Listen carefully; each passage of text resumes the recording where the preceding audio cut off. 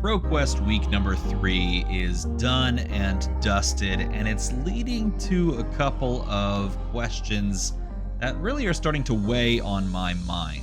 Here are the results from week number 3. KO Armed and Dangerous takes the number 1 spot. KO doing KO things, continuing to show consistency, sitting at 24 wins. That is a lot of wins. Now, it is very nicely spread across a lot of heroes. There's not this huge drop-off because right behind him is Kasai of the Golden Sand, my new hero now that Dromai has kind of lost her luster and in a lot of cases moved on to the living legend leaderboard side of things.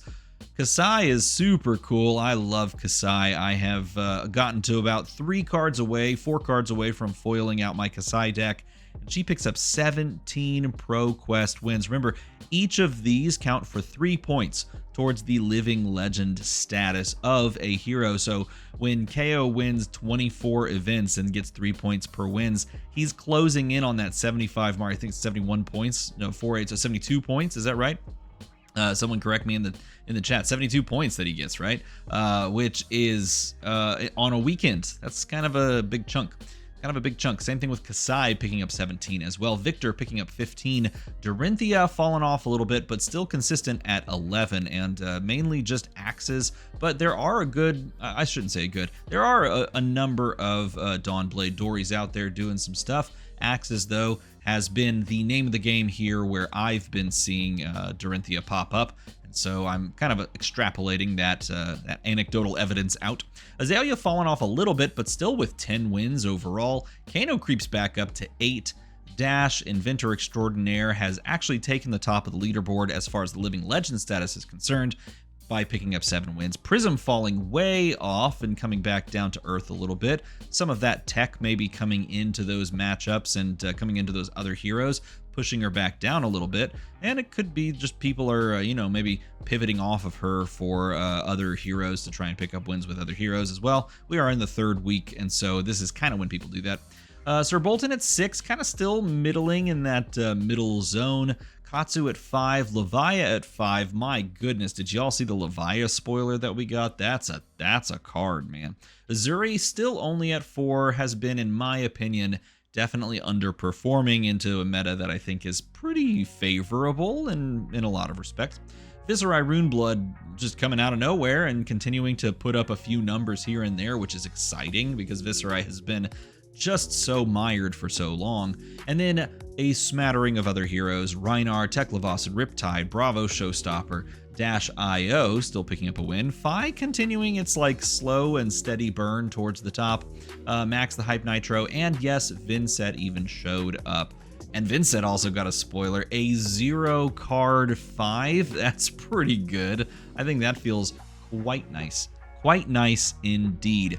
Okay, so here's the question mark that has been floating around in my head, not just ever since I saw these, because these are not that old. These are just came out a few hours ago. But overall, with the idea that KO is just continuing to be the top placed deck, if we're looking at the Living Legend leaderboard here, at the top, we should start by saying Dash, Inventor Extraordinaire, continues to pick up a couple of points here and there, but about to cross that 200 away threshold, sitting at 798. Very close to just 200 points necessary, which again means that if she wins the US National Championship, she's 100 points away. If she wins a calling, she's 100 points away. If, God forbid, she wins a Pro Tour, she blinks out of existence in that moment.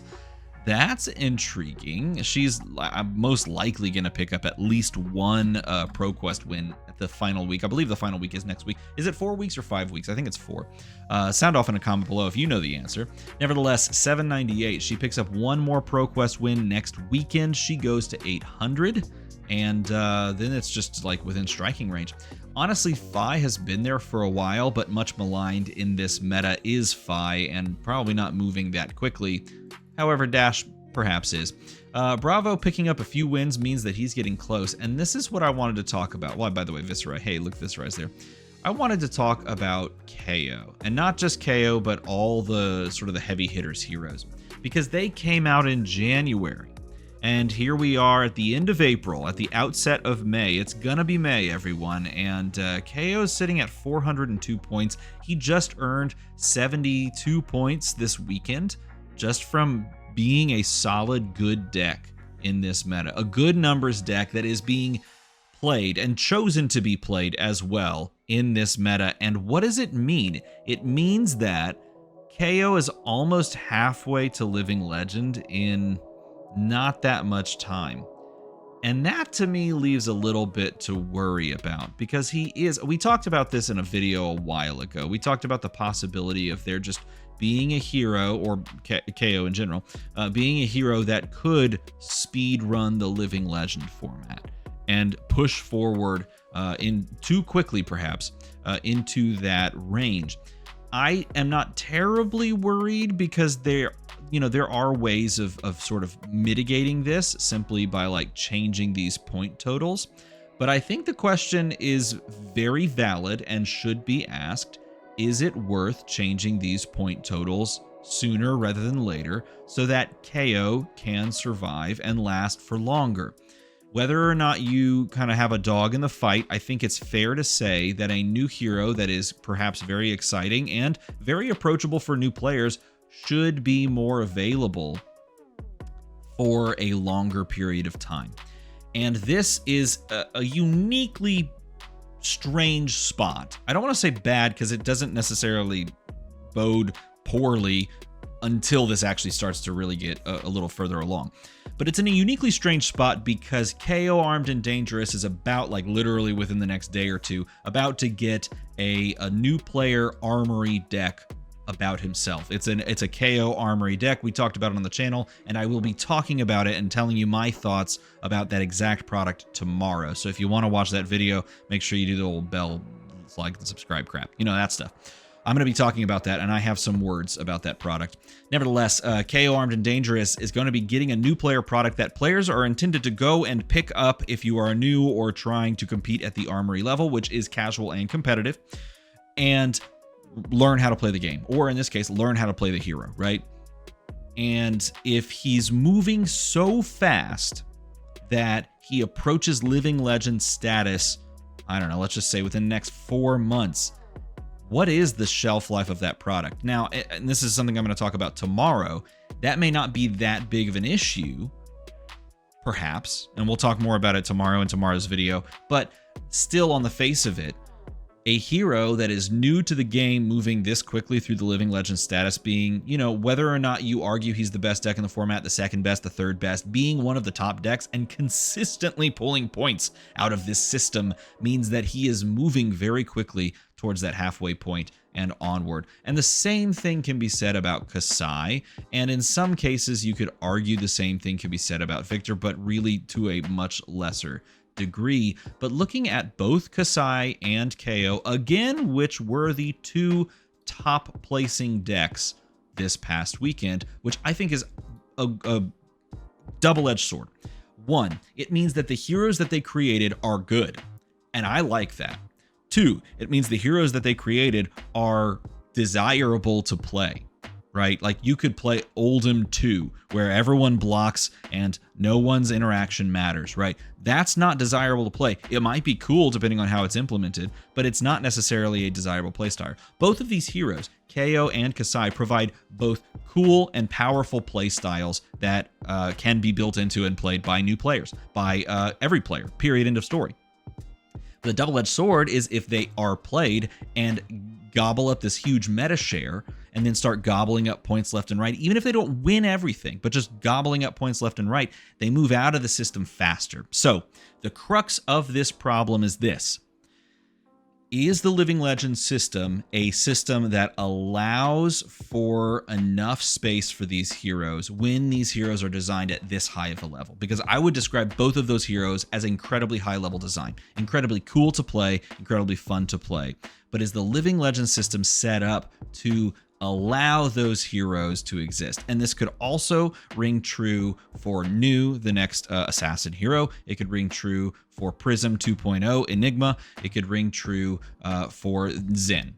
Those heroes could also be incredibly highly designed, incredibly well designed, incredibly fun to play and engaging. And if they are, and players just jump right on them, how quickly can they ride that wave to these halfway 2-point totals? Like, what is the length of time that a hero should exist for people to go, yep, that was awesome, let's do it again. Let's run it back, let's get a new hero. Because I will tell you right now, being 4 points away from, or 4 points, 4 cards away from Kasai being foiled out, I saw this, I saw this, and I saw her sitting at 17 wins on the thing, and I was like, okay, how many points is that? Because that doesn't make me feel great about her chances of rotating. At the same time, it's probably not that, it's not going to go that quickly. It's probably not that big of a deal, and that's why I said, again, about KO, it's not as a big a deal as right now. For him, it's probably more a deal because they're releasing